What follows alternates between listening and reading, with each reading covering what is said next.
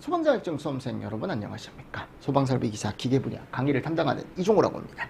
자, 제가 이번 시간에는요 정말 간단하게 제가 올려드렸던 문제, 왜 이 문제를 제가 넣었고, 그리고 이런 문제를 풀 때 어떻게 풀어야 되는지 이 마무리 문제에 대해서 좀 해설을 진행을 좀 해보도록 하겠습니다. 자, 여기 소화기구 및 자동 소화장치라고 나와 있습니다. 이거 말 문제죠. 이거 충분히 나올 수 있거든요. 그러니까 제가 지난 시간에는 지난번이죠. 이제 1회차 때 예상 문제로 뭘 냈었냐면 가로치기 문제를 냈어요. 그죠? 그래서 그게 이제 뭐였냐? 주거용 주방 자동 소화장치 설치 기준에 대한 가로치기. 그대로 나왔죠, 여러분들. 그러니까 이런 것도 충분히 나올 수 있다라는 거. 그러니까 이렇게 서술을 하시오라고 하면은 뭐를 써야 돼요? 주상쾌가 분고. 맞습니까? 요 5가지를 그냥 서술해 주시면 된다라는 거. 자, 그리고 두 번째 가보도록 하겠습니다. 강의실에 소형 소화기를 설치했대요. 이거 예전에도 나왔던 문제죠. 그래서 3단이고 출입실은 각실 중앙에 위치한다라고 했고요. 각각에 대한 가로 길이, 여기 실에 대한 세로 길이, 그리고 여기 복도를 지금 줬어요. 그리고 실이 4개가 있습니다.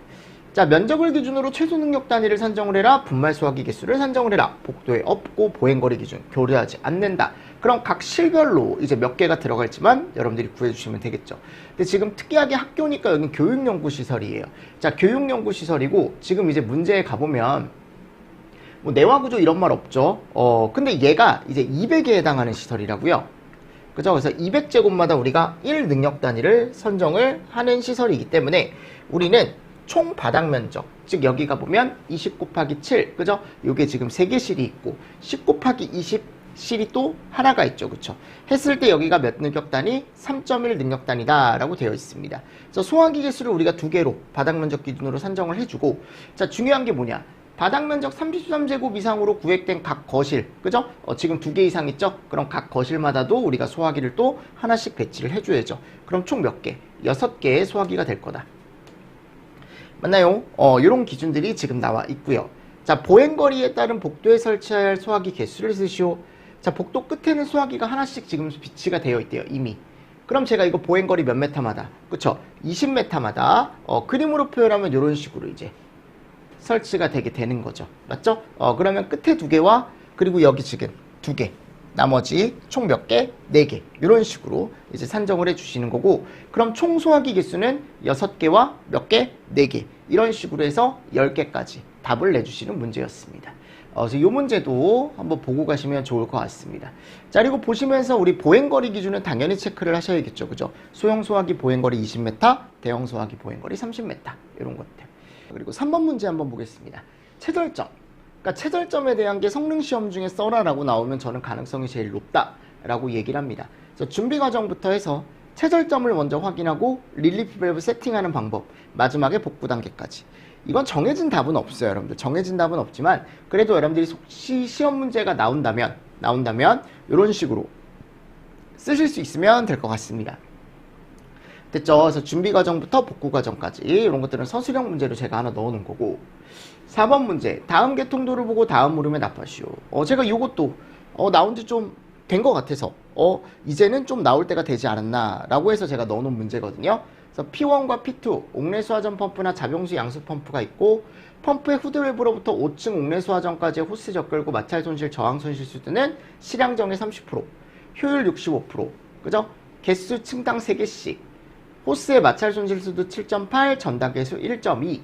그럼 지금 소화전은 5층까지만 딱 설치되어 있는 거예요. 이건 방수시험 밸브예요, 여러분들. 딱 여기까지만. 그죠? 그래서 전향정 구하실 때 잘 조심해서 이제 실향정 계산을 좀 해주셔야겠죠. 맞죠? 그래서 유량을 계산하시오라고 하면은 2개 기준으로 계산을 하시면 될 거고. 자, 유효 저수량은 2개에 2.6 곱해서 5.2.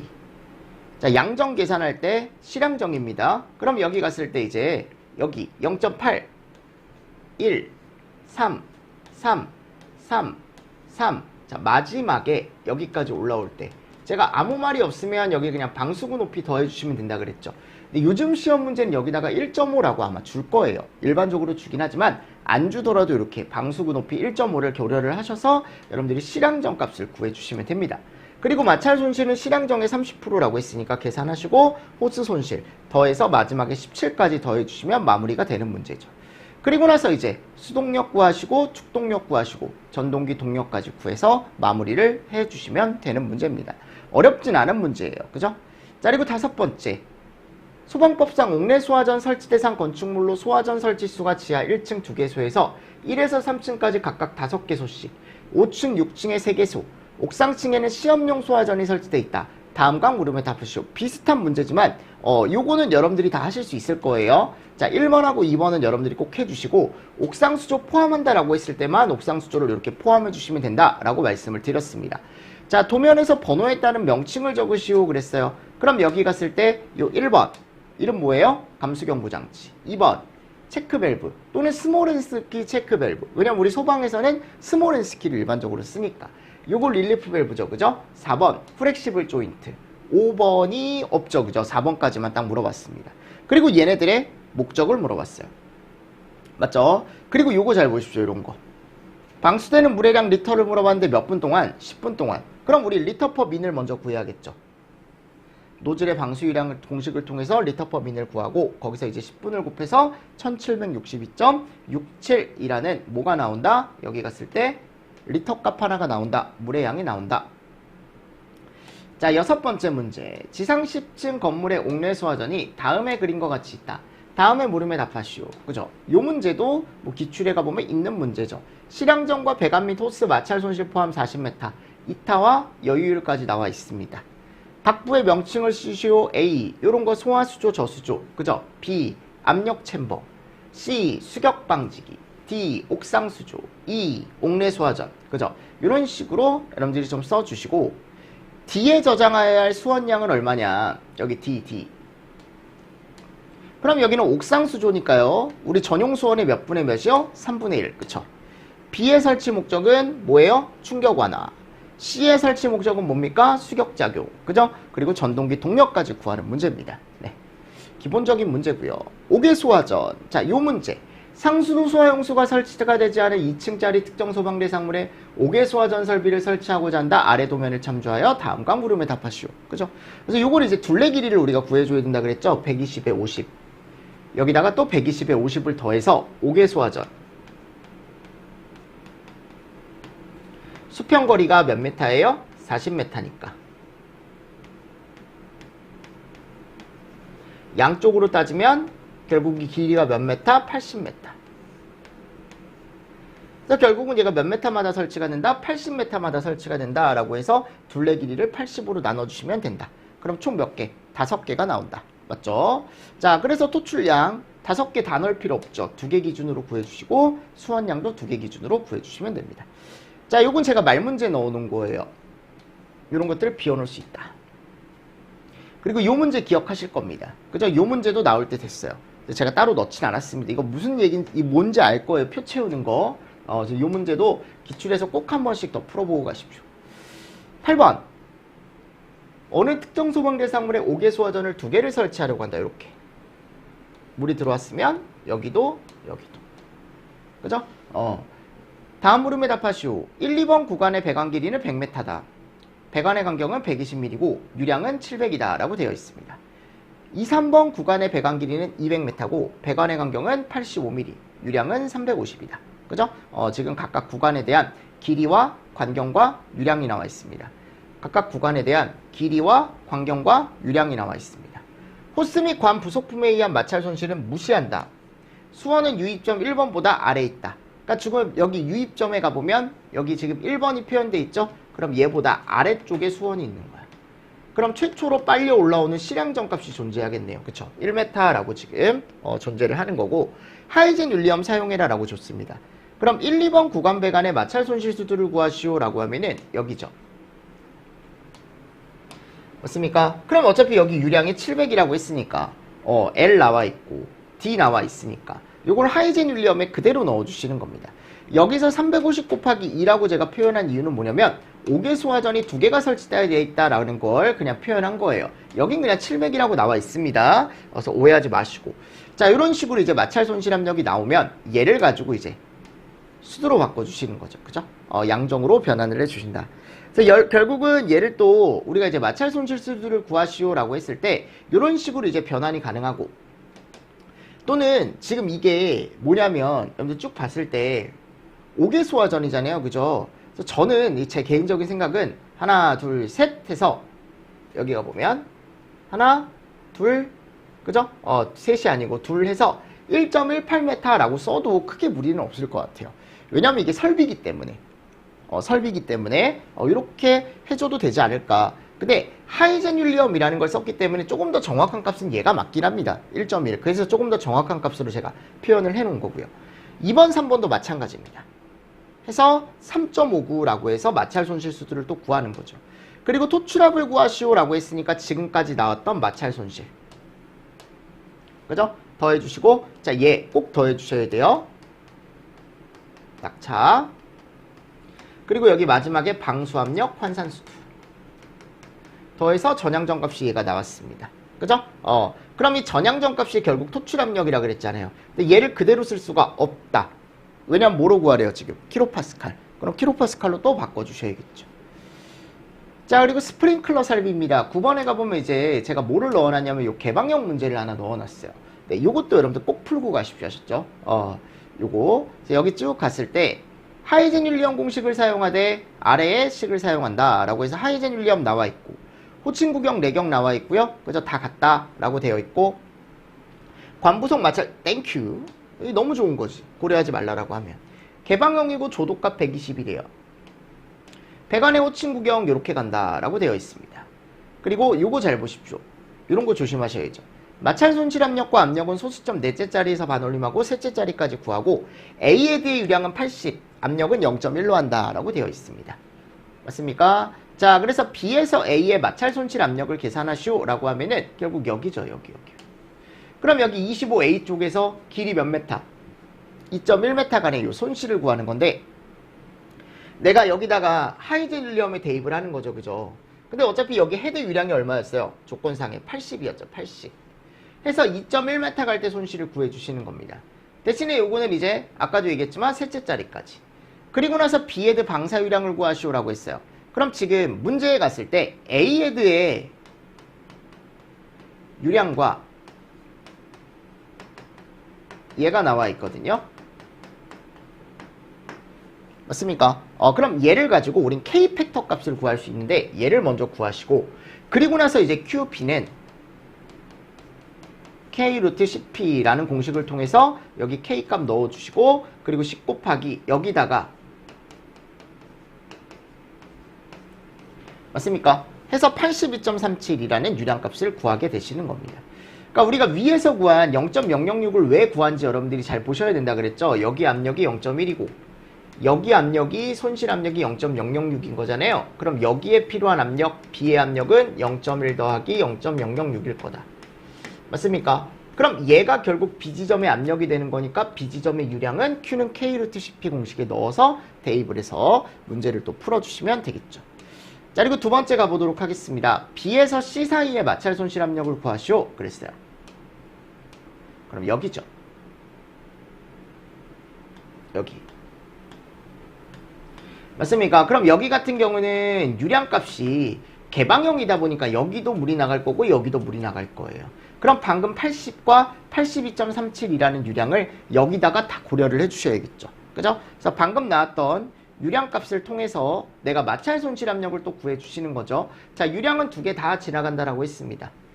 해서 동일하게 여러분들이 대입을 또 해서 마찰 손실압을 구하고 또 C헤드 방사량은 방금까지 나왔던 0.1, 0.006, 그죠? 그리고 방금 얘가 나왔으니까 얘를 또 더해서 C점 압력 유량을 또 구해주시는 거죠. 그죠? 그래서 91.21이 또 나왔어요. 이거 우리 워낙 많이 풀었던 문제라. 그죠? 기출에서 다 보셨던 문제죠. 자, 그래 놓고 D점에서 압력을 계산하시오 라고 했어요. 그럼 D점에서 압력을 구하려면 여기죠. 이렇게 가는 압력이라 그랬어. 맞습니까? 그럼 여기 손실이 꼭 필요하니까 이 CD 손실을 먼저 구해야 돼요. 그래서 지금 문제에서 CD 손실을 먼저 구해 놓은 거야. 요게. 그래 놓고 이제 전체 필요한 압력을 다 구해 주시는 거죠. 됐죠? 자, 그래 놓고 유량을 계산하시오 라고 했어요. 1번 지점. 그럼 양쪽으로 제가 갈라진다 그랬죠? 여기를 물어봤어요. 1번. 그럼 이쪽으로 들어가는 유량 우리 다 구했습니다. 헤드 하나, 둘, 셋에서 나가는 유량. 근데 얘가 지금 진짜 복사해서 붙여넣기 하듯이 똑같이 들어가 있잖아요. 그러니까 이쪽 유량 곱하기 2. 507.16이라는 유량값이 나오는 거고, 그리고 교차 배관 광경을 산정하시오 라고 했으니까 요거 그 외 배관 우리 몇이에요? 유속 10이죠. 10. 가제배관만 6이고. 그래놓고 교차배관이라고 했으니까 어떻게 해야 돼요? 최소 40mm로 맞춰줘야 되는 거죠. 맞죠? 이런 기준이 나와 있습니다. 오케이. 자, 그리고 나서요, 이제 교육연구시설 문제. 그쵸? 요 문제는 잘 판단을 하셔야 된다. 그래서 건물의 층별 높이는 다음과 같고 지상층은 모두 창문이 있다라고 되어 있습니다. 그러니까 무창층이 없다라는 거죠. 그래서 여기 갔을 때 우리가 법을 보고 어디에 헤드를 설치할지를 여러분들이 잘 보셔야 된다. 그죠? 그리고 지상 1층에 있는 국제회의실은 특이하게 8.5m까지 먹고 있는 형태를 가지고 있고 3번에 가보면 얘가 중요한 얘기다 라고 제가 예전에도 설명을 드렸습니다. 4번 헤드 설치 시 반자 높이는 위표에 따른다. 위표에 따르고 배관 및 관부 속의 마찰 손실 수준은 실향정의 30%고 효율 60%, 전달계수 1.1, 산출량은 최소 7을 적용하고 소방관련 법령 및 화재 안전 기준을 따른다 라고 되어 있습니다. 그래서 이제 이 1번 문제를 풀기 위해선 스프링클러를 설치하는 층, 그죠? 이 법 기준을 알아야 된다. 가보면 뭐라고 되어 있냐면 지하층, 무창층 또는 층수가 4층 이상인 층인데 바닥 면적이 1000제곱 이상이면 스프링클러를 해당 층에 설치한다라고 되어 있거든요. 그럼 지하층, 무창층, 지하층 설치하고 4층 이상의 층 중에 바닥 면적이 1000 이상인 게 얘밖에 없다 그랬죠. 그래서 딱 3개 층에만 설치를 하게 됩니다. 그죠? 답이 이렇게 나와요. 일단 기출에 나와 있는 문제니까. 두 번째, 일반 급수 펌프의 흡수구와 소화 펌프의 흡수구 사이의 수직거리는 그랬죠. 그럼 여기서 이제 요거 수조가 지금 이렇게 있는 거잖아요. 이런 식으로 있는 거죠. 그럼 여기가 이제 8, 그리고 여기가 5, 여기가 4. 맞죠? 이렇게 되어 있는 거죠. 근데 이 안에 일반 급수용과 소방용을 같이 쓴대요. 맞죠? 근데 여기 일반용이 여기 3m 위에 있답니다. 그럼 소방용은 얘보다는 어디에 있어야 된다? 아래에 있어야 된다. 이런 식으로 아래 꼭 있어야죠. 맞죠, 여러분들? 그래서 이게 소방용이죠. 그리고 우리가 여기서 지금 갔을 때 헤드를 수원량을 구할 때 이렇게 16m 삼승으로 구할 수 있는 게 요 N개수가 10개라 그랬죠. 이 문제는. 왜냐하면 교육연구시설이다 보니까 어떤 기준개수표에 해당하는 게 없어요. 그러니까 우리는 헤드 부착 높이를 가지고 볼 수밖에 없다고요. 그럼 헤드 부착 높이밖에 볼 수 없으니까 위쪽에 갔을 때 10개다. 맞죠, 여러분들? 그래서 10개로 해서 여기 16m 삼승이 나온 거예요. 그러면 16m 삼승이라는 유량값이, 수원량값이 나왔을 때 이 16m 삼승은 어떻게 나온 거냐?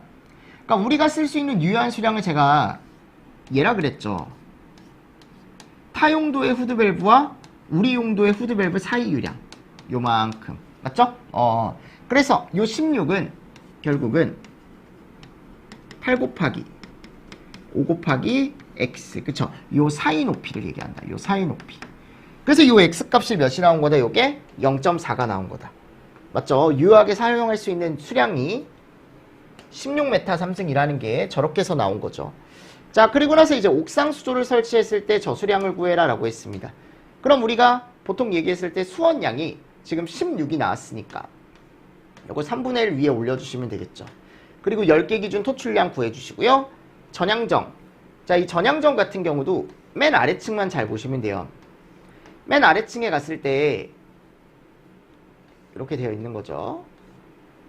여기 수조가 이렇게 있는 거죠. 수조가 이렇게 있는데 여기에 틀림없이 이렇게 뭐가 있었어요? 일반용하고 소방용이 이렇게 지금 후드밸브가 설치가 되어 있었죠. 그죠? 자, 지금 소방용 쪽에 가보면요. 얘와 얘와의 높이차가 0.4다 라고 해서 우리가 얘를 하나 구해놨어요. 기억하십니까? 0.4다 라고 해서 얘를 구해놨죠. 여기 높이가. 그럼 얘는 여러분들 아까 3m 높이에 있다라고 조건에 나와 있었거든요. 그럼 얘는 바닥으로부터 몇 m가 떨어져 있다라는 거야. 결국은 소방용은 2.6m가 떨어져 있다라는 거죠. 그럼 총 여기 층고가 지금 몇 m예요? 5.5m죠. 그럼 5.5m에서 몇을 빼줘요? 2.6을 빼주면 요만큼의 높이가 나오겠죠. 그 얘기예요. 끌어올리는 거죠. 그죠? 자, 그래 놓고 이제 여기 5.5 빼기 2.6으로 해서 내가 지금 지하 2층에 있는 거 여러분들 계산을 해주신 거고 5.5 빼기 2.6 해서 여기를 구했어요. 그리고 실향정 4.5, 4.5 다 더해주시는 거죠. 4. 더하고 마지막 4층까지만 가면 되잖아. 왜냐면 여기만 헤드가 설치가 되기 때문에 요것만 더해주시면 되는 거지. 실제 부착 높이. 절대 4를 더해주시면 안 됩니다. 아셨죠? 그래서 3.5를 더해서 23.9가 나왔고, 자 여기에 30%. 아까 가보면 요게 나와 있었죠. 그쵸? 실향정의 30%라고 했으니까 요거 계산기 눌러서 마지막에 방수압력 환산수도까지 더해주시면 마무리. 됐죠? 이런 문제가 나와 있습니다. 자, 전동기 동력 문제는 해가지고 방금 나왔던 거 그대로 넣어주시면 되겠죠. 자, 시험장치 기준 여러분들 가로치기 문제. 지난번에 요거 그리는 게 나왔어요. 최근에도. 그죠? 시험장치. 그래서 시험장치 기준은 언제든지 출제될 수 있습니다. 요거 제가 지금 빨강색으로 표시된 부분. 여러분들 프린트 상에는 아마 이렇게 이제 검정색으로. 칼라 프린트로 뽑으신 분들은 칼라로 되어 있겠지만 그렇지 않은 분들이 많기 때문에 이런 식으로 밑줄 쳐져 있는 내용 위주로 여러분들이 가로치기 넣을 수 있게 준비를 좀 해가시면 좋을 것 같습니다. 자, 다음 물분모 미분모입니다. 요거 절연류 봉입변압기 문제는 뭐 워낙 제가 항상 강조를 하는 문제죠. 그래서 우리가 이제 보통 얘기했을 때 토출량을 계산하시오 또는 수원량을 계산하시오 라고 했을 때 얘가 제일 중요하다. A. 얘가 뭐다?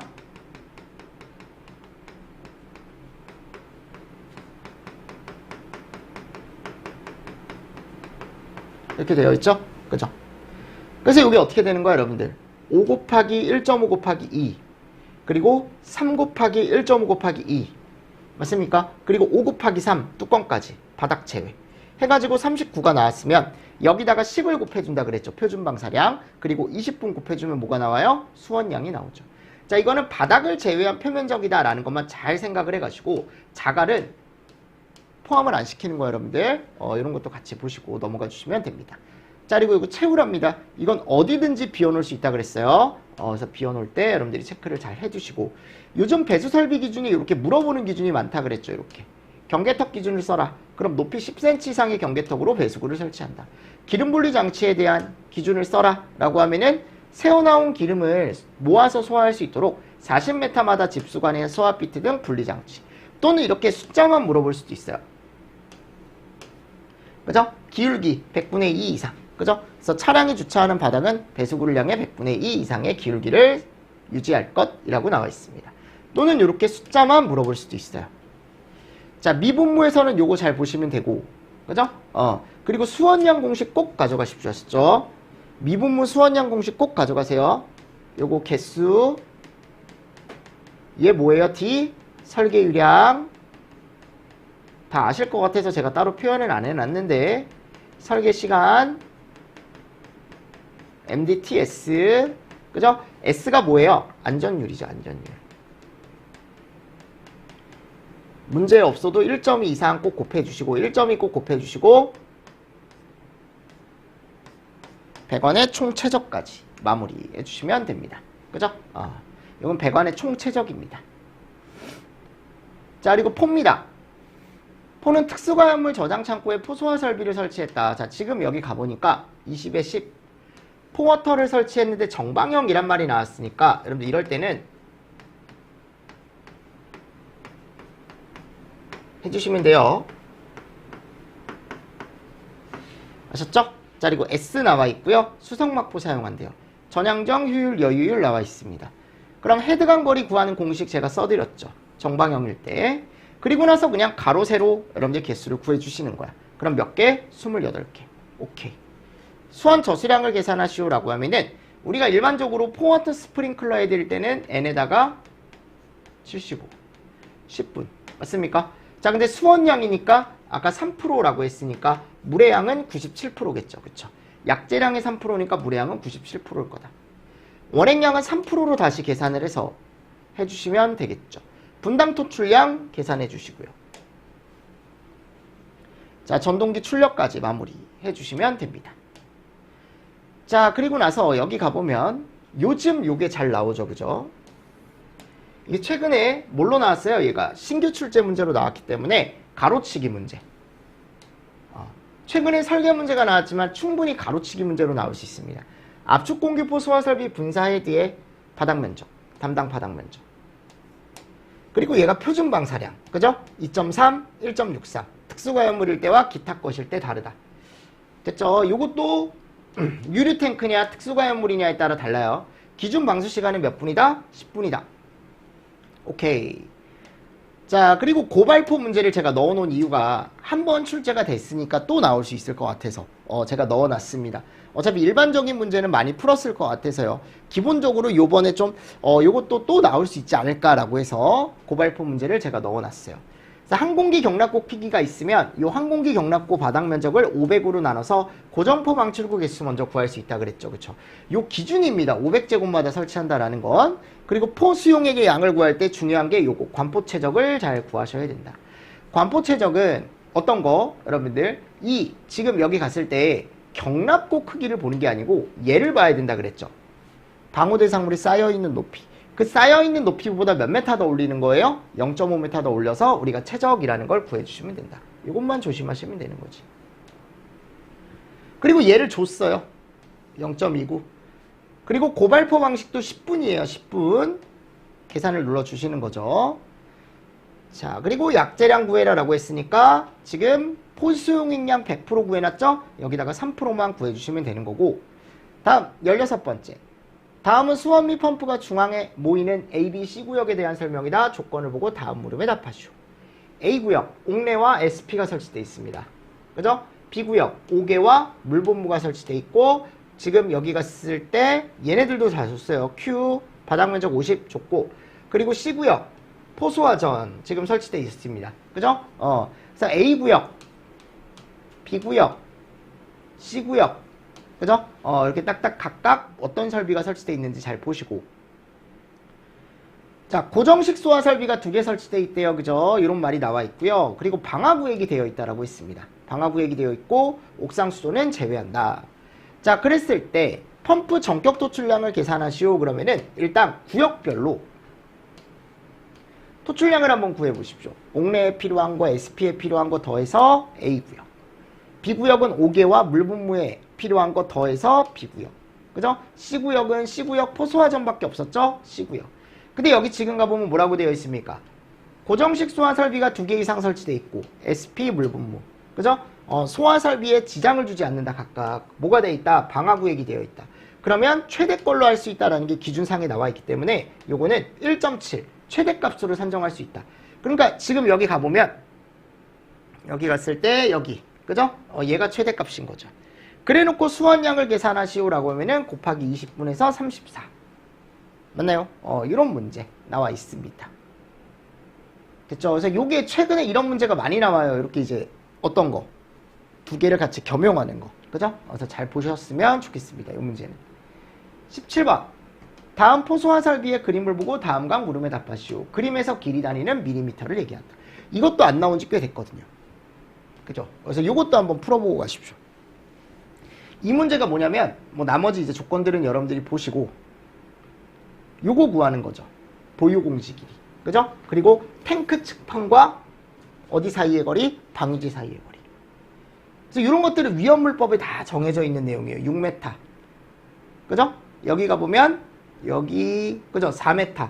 요 특판과 방유제 내측과의 거리는 여기 지금 갔을 때 이걸 가지고 탱크 지름이 15m 미만이면 높이의 3분의 1, 15m 이상이면 2분의 1. 맞습니까? 이 기준을 보고 내가 측판과의 거리를 산정을 할 수 있다. 그럼 얘 A 탱크는 높이가 지금 12m니까 2분의 1. 그죠? 맞습니까? 여기 가보면 12m에 2분의 1 해주시고 왜냐면 얘는 높이가 탱크 지름이 지금 여기 가보면 몇 미터냐면 16m죠. 그죠? 16m니까요. 아래 갔을 때 여기에서 16m라고 했으니까 그럼 높이의 2분의 1이네 여기는. 그죠? 그리고 경유 탱크는 높이의 3분의 1. 왜냐면 지름이 아까 가보면 10m밖에 안 돼요. 그쵸? 그래서 해서 탱크 측판거리까지 여러분들이 구해주시고 그리고 B번. 자 보십시오. 여기는 제가 지금 구했어요. 여기가 다 지금 방유제와 탱크 측판 사이의 거리죠. 여기가 다 방유제와 특판 사이의 거리고 여기는 뭐다? 보유공지다. 보유공지. 그래서 보유공지를 구하기 위해선 휘발유는 어차피 지금 얘가 나와 있습니다. 얘 만배라는 걸 우리가 구할 수가 있어요. 왜냐면 얘가 지정수량이 200이기 때문에. 그죠? 만배이므로 조건 7에 2에 12와 높이 16을 비교해서 큰 것과 같은 거리 이상으로 보유공지를 16m로 산정한대요. 근데 이게 조건에 물분모 소화 설비라는 조건이 있으면, 설치가 됐다라는 조건이 있으면 얘를 2분의 1로 감소를 시킬 수 있는 기준이 있습니다. 자, 경유 탱크는 지정수량의 1000배. 그죠? 그러니까 이건 5m로 산정을 한대. 그러니까 이런 것들은 여러분들 조건에 다 나와 있으니까 그걸 보고 요 보유공지에 가서 표에 가서 찾아주시면 된다 그랬죠. 그죠? 그러니까 결국 지금 휘발유 입장에서 16m를 떼어야 되니까 얘는 휘발유 입장에서 16m. 얘를 보유공지로 잡아줘야 된다. 됐죠? 그러면 D를 구할 수 있다. 그죠? 방향제 최소폭 D값 구할 수 있다 그랬죠? 6 더하기 16 더하기 6. 그러니까 D가 여기잖아요. 그죠? D가 여기니까 아까 여기가 6이라 그랬고 여기가 6. 그죠? 여기까지 거리입니다. 여기까지 6. 그리고 여기 직경이 몇 m예요? 16m. 요거 구하라고 했으니까요. 네. 더해서 계산기를 눌러주시면 되겠죠. 자, 그리고 저장 탱크 용량 구하래요. 그죠? 그래서 고정포 2개가 있으니까 요거 중에 최대값.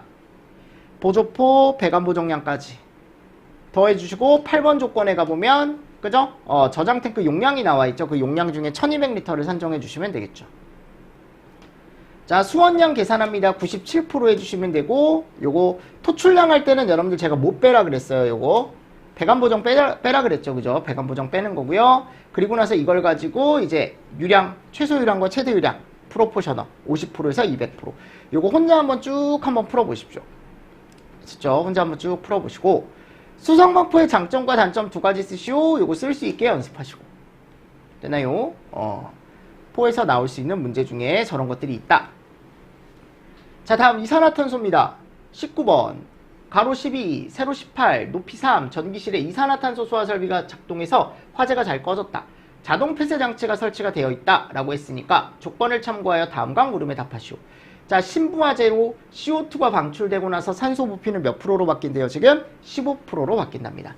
대기압 나와 있고 약재가 방출된 후에 지금 800mm Hg 수은주를 줬고 충전비와 최적을 지금 줬어요. 실내 온도 18도고 기체 상수값을 줬네요. CO2 소화 농도를 계산하시오 라고 하면은 지금 문제에 얘가 나와 있습니다. 그럼 이렇게 구하는 게 제일 간단하겠죠. 그쵸? 21분의 21-5. 그래 놓고 CO2 방출량, CO2의 최적을 구하래요. 그럼 가스 최적, 산소 농도 있으면 쉽게 구할 수 있죠. 15분의 21-15 곱하기 전체 최적. 그리고 나서 뭐 구하는 거야? PV는 N분의 WRT에서 W를 구해주시는 겁니다. 아셨죠? 네. 해서 여기서 대입을 했을 때 중요한 게 뭐냐면 여기 지금 단위가 이렇게 돼 있어요. ATM에 리터에 몰에 켈빈. 단위를 맞춰서 넣어주셔야겠죠. 그죠? 그래서 지금 압력이 800이라고 나와 있었으니까 일단 얘를 ATM 넣어주시고 여기 지금 단위가 리터잖아요. 그럼 최적도 아까 나왔던 얘를 그대로 넣어주시면 안 되겠죠. 맞죠, 여러분들? 그리고 뒤에다가 내가 M 분자량을 넣어줄 때 자, 지금 문제에서는요, 여러분들 얘를 몰 단위로 써. 몰 단위. 이 몰 단위가 결국 그람으로 준 거야. 그람. 그래서 여기다가 44를 넣었는데 그람 퍼 몰을 넣었는데 결국 이게 나오게 되면 답이 뭐가 나온다. 몰몰 지워지고 단위가 그람이 나와요. 여러분들 결국. 그러니까 이거를 이대로 쓰고 나오시면 안 된다고. 뭐로 바꿔야 돼요? 킬로그램으로 꼭 바꿔주셔야 돼. 왜냐면 킬로그램으로 구해라 라고 했으니까. 만일 조건에 얘가 킬로몰이었잖아요. 그럼 얘는 그냥 킬로그램, 여기다가 44kg 킬로몰 이렇게 넣어주시면 되는 거야. 아셨죠? 단위 맞추기 조심하시면 됩니다. 이거는 리터 조심하시고. 됐습니다. 그럼 503.09kg가 나왔고, 그리고 병수를 구하시오 라고 했는데 아까 한 병당 약재량이 조건에 없었어요. 그래서 이 충전비라는 걸 이용해서 병당 약재량 50kg를 구해서 나눠주시면 11병이 나올 거다. 자, 선택 밸브 직후 유량 구하래요. 요거 우리 항상 했었던 거죠. 그죠? 7분으로 나눠주시면 되겠죠? 실제 약재 병수. 됐나요? 있습니다. 이렇게 빠르게 한번 또 보고. 자, 요거 국소 방출인데 동일한 크기의 벽이 설치되어 있는 문제네요. 그쵸? 그럼 어떻게 해라? 사면에 다 벽이 서 있는 거다. 이렇게.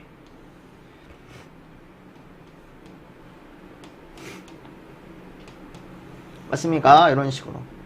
그럼 방호 공간의 최적을 구하시오라고 하면은 요거 0.6m 연장 최적 구하는 건데 앞뒤 양옆으로 늘려줄 필요가 없어. 어디로만? 위로만 늘려주는 거죠. 그쵸?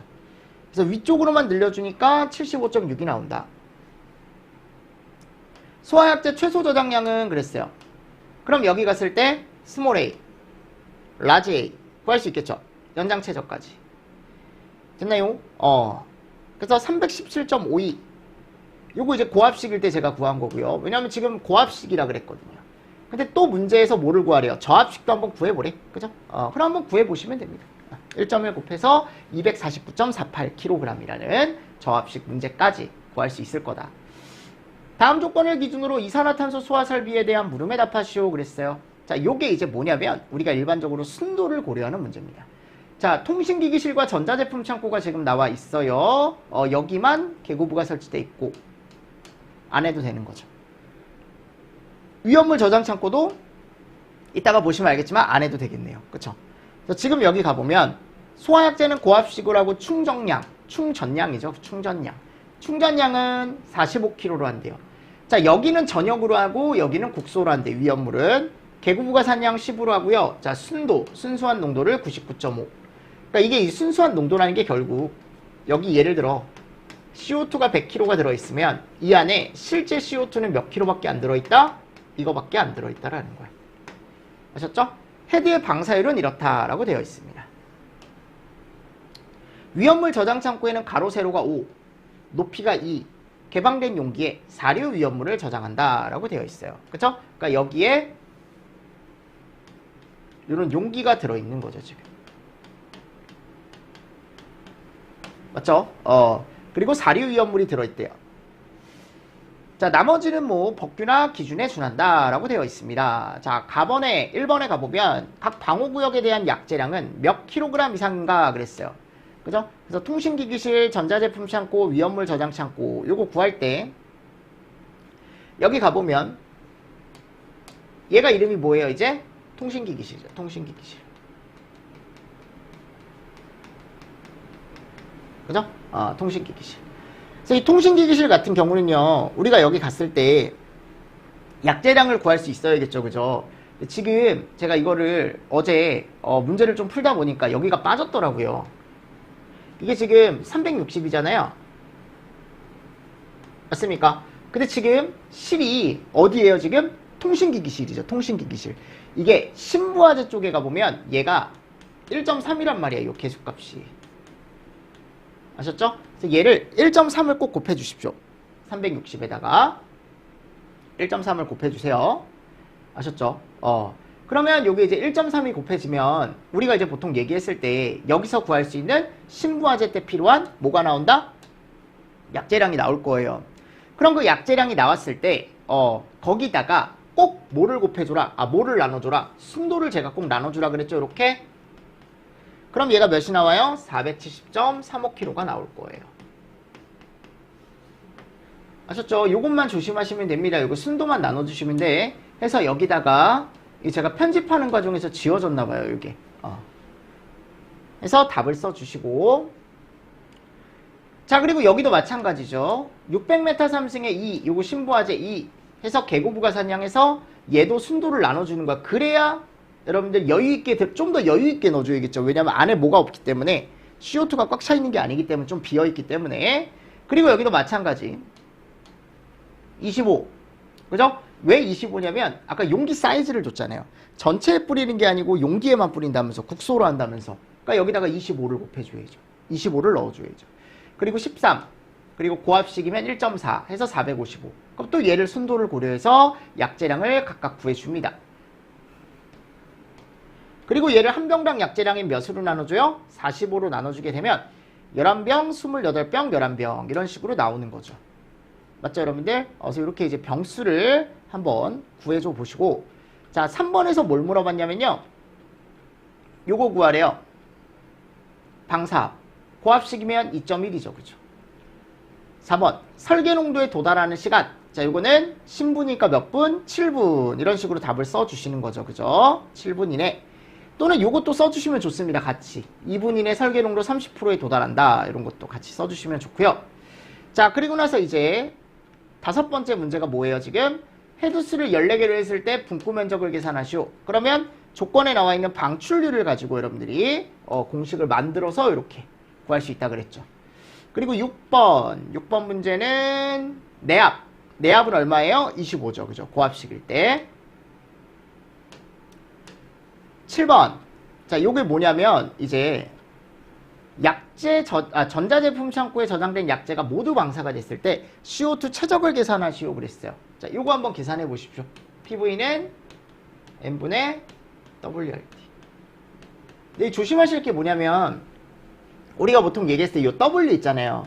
실제 지금 전자제품 창고에는 아까 우리가 병수를 구했을 때 몇 병이 들어갔었나요? 28병이 들어갔었죠. 그죠? 그러면 실제 약재는 여기에 28 얘가 들어가는 거라고 지금. 맞습니까? 근데 이 저장 병수 안에는 CO2, 순수 CO2가 몇 프로밖에 없어요? 99.5%밖에 없죠. 자, 이때는 곱해 주시는 거예요, 여러분들. 왜냐면 저장돼 있는 지금 45병을 내가 구해놨고 그 45병 안에 CO2가 꽉 차 있는 게 아니라고요. 99.5%만 차 있다고. 그쵸? 그거 고려해 주셔야 된다고. 대신에 곱해 주셔야 된다고. 진짜 실제 들어있는 양을 구하는 거니까. 아까 여유값을 준 거고 1번은. 걔는 그래서 나눠준 거고. 자, 그래서 요거를 계산을 해서 여러분들이 계산기에 넣어주시면 PV는 N분의 WRT 696.71 메타 3승이 나옵니다. 그리고 여기 지금 문제에 가보면 아무 말이 없잖아요. 그럼 이거 그냥 대기압으로 보시면 돼요. 그러니까 저는 지금 101325로 풀어놨지만 요걸 1ATM으로 하시고 0.082로 하셔도 괜찮습니다. 근데 편한 걸로 해주시면 되고 8번 요거 채우는 문제죠. 그죠? 채워보시고. 자, 전산실의 할로디래요. 우리가 할로는 일반적으로 1301 제일 많이 쓴다 그랬죠. C급에. 자, 그래서 전산실의 약재 저장량 구해라라고 하면은 032. 그죠? 제가 032라고 했었고 곱해서 240kg.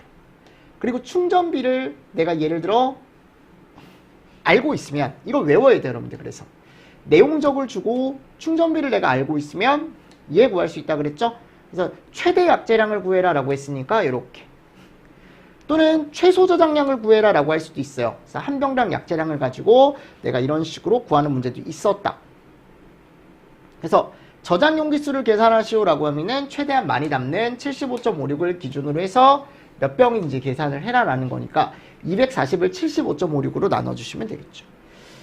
자, 할로겐 화합물 및 불활성 기체 소화 설비 문제는 이제 우리가 약재량 구하는 문제만 여러분들이 잘 보고 가시면 됩니다.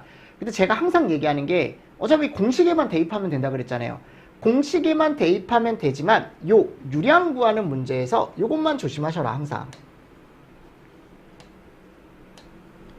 그죠? 최소 설계 농도의 몇 프로? 95% 라는 기준만 여러분들이 조심하셔서 계산식에 넣어서 얘를 이제 유량을 구할 때 시간으로 나눠주실 때 요 값만 잘 넣어주시면 된다. 마찬가지입니다. 네, 밑에는 여러분들 간단하게 이렇게 해서 넘어가겠습니다. 그래서 95% 기준으로 해서 우리가 이제 병수 구하고 약재량 구하고 마지막에 유량까지 구하는 문제. 이것도 안 나온 지 좀 됐거든요. 이것도 좀 안 나온 지 좀 됐으니까 꼭 여러분들이 요번에 보고 가시고 요 C값 구하는 것도 여러분들 바뀌었어요. 기준이 다. 요게 C 구하는 것도 8월부터 이제 다 바뀌어요. 그러니까 요번에 합격하셔야 돼. 아셨죠? 안 그러면 또 이 C 구하는 것도 다시 공부하셔야 되니까. 아셨죠? 그래서 이런 것들 같이 좀 보시면서 넘어가 주십시오. 마찬가지 요 C 구하는 게 또 바뀌었어요. 여기도 마찬가지. 할로겐이나 불활성 다 바뀌었으니까 여러분들 요번에 꼭 좋은 결과 있으시면 좋을 것 같습니다. 법 바뀌기 전에 하나라도 끝내놓는 게 제가 좋다 그랬죠. 그리고 요거 뭐예요? 분말 어떻게 하는 거야 여러분들? 요거 그리는 문제죠. 그쵸? 그래서 약재량 구하고 1종 분말에 대한 약재량 구하고 질소가스 그죠? 지금 가압용이니까 40L 그리고 헤드기스 구해서 8개 그려주시는 문제입니다. 됐죠? 그리고 좀 충분히 하실 수 있을 것 같습니다. 토너먼트로 그려주시면 된다 그랬어요. 자, 그리고 재현설비 기준 이거 워낙 많이 나왔던 문제고 채워주시면 되는 거고 25번 요거는 개통도 나와 있을 때 자, 이 문제가 좀 특이하게 이 그림을 줬죠. 최근에 그죠? 요 그림을 줬기 때문에 요 그림을 가지고 여러분들이 찾는 문제. 그러니까 내가 예를 들어 여기 갔을 때 이렇게 각각에 대한 뭐를 구해요? 이제 풍량을 쭉 구했잖아요. 그러니까 여기 한번 채워볼게요. 여기가 360이래요. 여기가 800이래요. 그죠? 그리고 여기가 600이래요. 800이래요. 그래 놓고 오른쪽에 요 덕트 직경을 구할 때는 우리가 어떻게 하는 거야? 여기서 요 직경을 찾아가는 거죠. 그쵸? 그러니까 이게 개인적으로 이제 생각을 했을 때 그림이 이렇게 나와버리면 저는 생각보다 풀기가 좀 어렵다라고 생각을 하거든요. 왜냐면 잘 안 보여요. 처음에는. 얘만 한번 볼게요. 요게 지금 풍량이 CMM이 400이죠. 그죠? 풍량이 지금 CMM이 400이고 여기 갔을 때 여기가 DH를 담당하는 1번, 2번. 그럼 1번, 2번에 덕트가 지금 여기 그림상에 가보면요. 메인 덕트일 거예요, 아마. 그죠? 여기 1, 2번에 가보면 여기죠. 여기가 메인 덕트죠. 그죠? 메인 덕트이기 때문에 메인 덕트 기준으로 해서 우리가 또 문제를 또 풀어주셔야겠죠. 그죠? 그래서 여기 갔을 때 분기 덕트와 메인 덕트가 지금 따로 있잖아요. 그죠? 그럼 우리는 지금 방금 제가 얘기했던 메인 덕트 쪽을 여러분들이 보셔야 되는 거죠. 그래서 메인 덕트 쪽에서 이제 찾는 거고, 여기서 찾는 거고, 쭉 해서 이 중에 찾는 거고, 방금 제가 얘기를 했지만 풍량을 저희가 구해놨잖아요. 풍량이 아까 얼마였어요? 방금 400이었죠. 400. 그럼 400이었으니까 풍량이 400. 요거 CMH 기준으로 나와 있으니까 요거 CMH로 바꿔주셔야 돼요.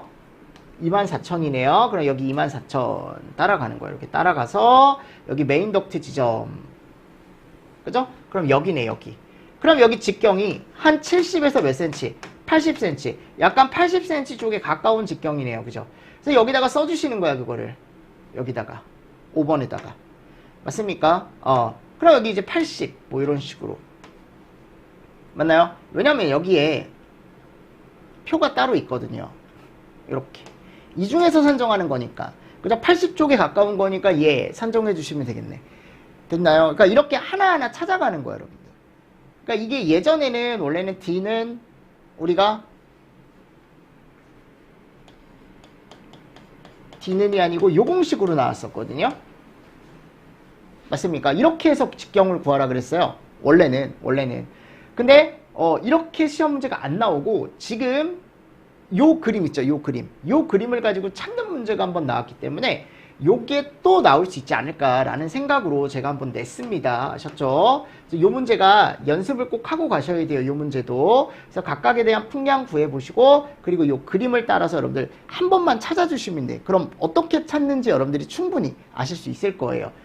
됐습니다. 자, 그래서 여기 갔을 때 요거 풍량 먼저 기입하시고 그리고 나서 이제 여기다가 우리가 그림에서 찾아서 목까지, 직경까지 산정을 해 주시는 문제입니다. 자, 26번째 재현설비 설계 문제네요. 그죠? A구역, B구역, C구역 있고 얘네들에 대한 각각의 바닥 면적 600제곱이다 라고 나와 있고 그죠? 요거 구할 수 있고요. 덕트 단선, 극기구 풍속, 배기구 풍속 나와 있고 팬 전압 PT 나와 있고 천장 높이 2.5m고 우리가 예를 들어 제형 경계로 구획되어 있다라고 했으니까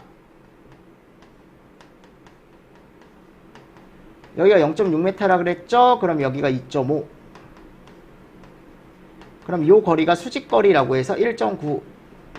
맞나요? 이렇게 되는 거죠.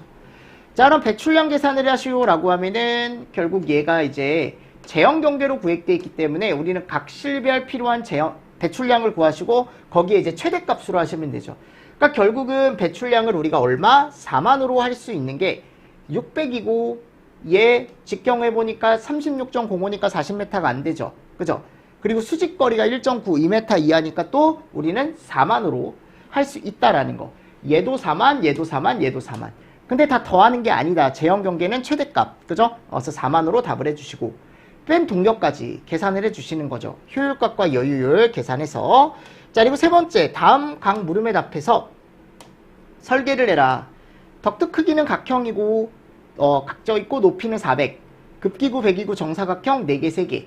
급기구, 배기구 크기는 35. 그죠? 덕트는 실선으로 표기하고 효율은 무시한다. 급기구와 배기구를 설치해라 라고 하면 이렇게 3개, 4개 각각 설치를 해주시면 되고요. 표를 채우래요. 자, 여기서 중요한 게 뭐냐. 우린 일반적으로 화재가 나면 배기는 A실에서 화재가 나면 4만을 빼줄 거예요. B실에서 화재가 나도 4만을 빼줄 거고요. C실에서 화재가 나도 4만을 빼줄 겁니다. 근데 여기 있죠. 급기. 급기 같은 경우는 내가 만일 A실에서 불이 났어요. 그럼 여기서 빼줄 거란 말이야. 4만을. 그럼 여기다가 이제 뭐를 해주냐면 인접실에다가 급기를 해준다 그랬죠. 근데 여기 급기도 얼마예요? 4만이 들어가는 거예요. 4만. 근데 이게 4만이 오롯이 들어가는 게 아니고 반씩 나뉘어서 들어가겠죠. 그래서 여기가 급기량은 항상 얼마다? 2만이다.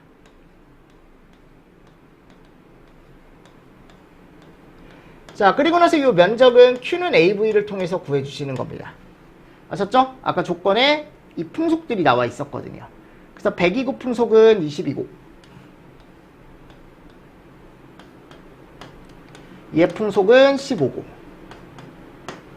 맞죠? 해서 A를 구하십니다. 네, 됐죠? A를 구해서 여기 높이가 400이라고 했으니까 얘를 400으로 나눠주는 거죠.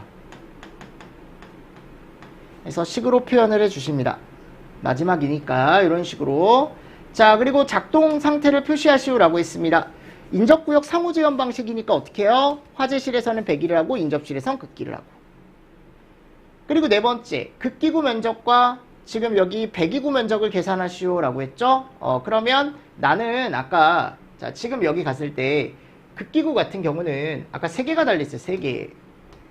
근데 급기량이 2만이라 그랬죠. 그러니까 이 2만이 실 안에 들어갈 땐 3개로 또 나뉘어서 들어가는 거예요. 구멍이 3개니까.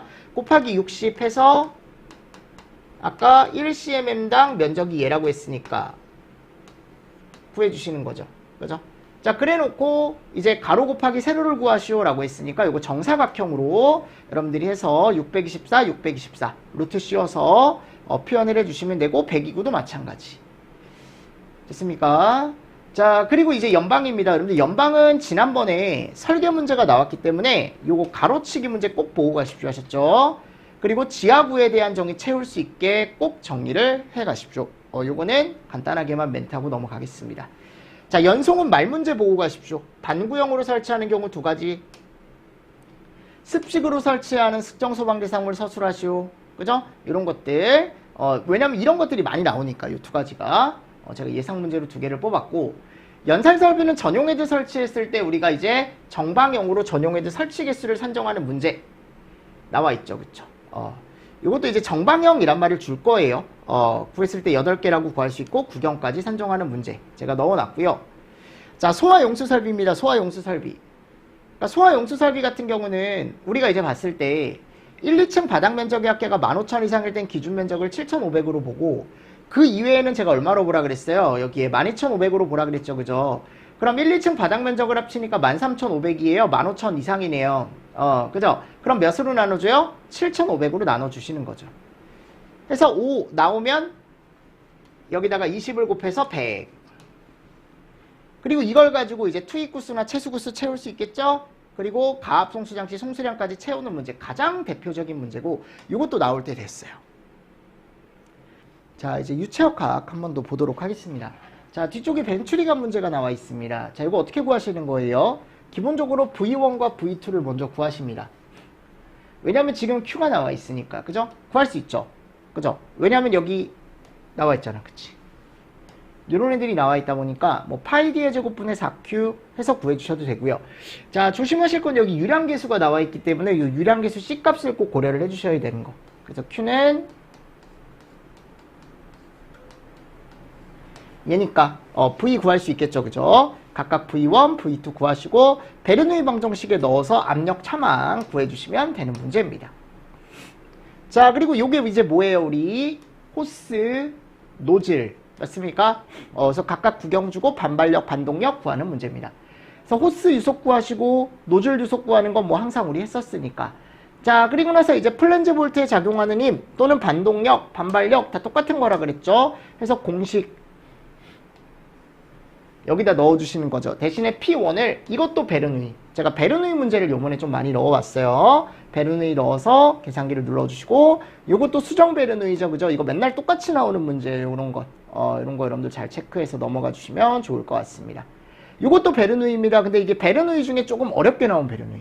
그래서 이건 심화 문제로 한번 풀어보셨으면 좋겠어서 제가 넣어놨어요. 아셨죠? 그래서 요 문제 나와 있고 MPSH AV 문제는 언제든지 나올 수 있습니다. 이거는 아셨죠? AV 문제는 꼭 한 번씩 풀어보시고 됐죠? 그리고 공동주택이랑 자 여기 뒤에 가보면요 창고 시설 문제가 나와 있어요. 자, 여기는 밑줄 친 거 위주로, 여기는 설계 문제보다는 여러분들 밑줄 친 거 위주로 뭐를 보시냐면 서술형 문제를 좀 보고 가셨으면 좋겠습니다. 마지막에 이거 서술형 문제 충분히 나올 수 있거든요. 아셨죠? 이거 꼭 보고 가십시오. 서술형 문제. 그래서 제가 밑줄 친 거 위주로 해서 숫자 위주로 한 번씩 꼭 보고 가시면 좋지 않을까라고 생각을 합니다. 됐죠? 자, 여러분들 이렇게 하면 제가 이제 2회차 대비해서 어차피 프린트를 드렸기 때문에 프린트 보시고 한번 풀어보시고 그냥 참고 영상 정도로 그냥 한번 볼 수 있게 제가 좀 간단하게 영상을 좀 준비를 했고요. 내일이 시험이에요. 그죠? 그래서 오늘 컨디션 관리 잘 하시고요. 내일 시험 문제 보러 갔을 때 기계는 제가 뭐가 제일 중요하다고 했냐면 실수를 하시면 안 돼요. 그 잔실수 때문에 떨어지는 거야. 뭐 어떤 시험이든지 다 마찬가지겠지만 기계는 더 그게 심해요. 왜냐하면 계산 과정이 길고 하기 때문에. 맞죠? 그래서 실수 안 하시게 여러분들이 조금 푸실 때 확실하게 좀 꼼꼼히 풀어주시고 그리고 나서 이제 나중에 또 혹시나 잘 안 되시더라도 3회차 때 또 여러분들 기회가 있으니까요. 그때 또 하시면 좋지 않을까라고 생각을 합니다. 대신에 이번에 여러분들 다 합격을 하시는 걸로 하자고요. 아셨죠? 네, 이번 시간도 여러분들 수고 많으셨고 시험 잘 보고 오십시오. 수고 많으셨습니다. 수고하셨습니다.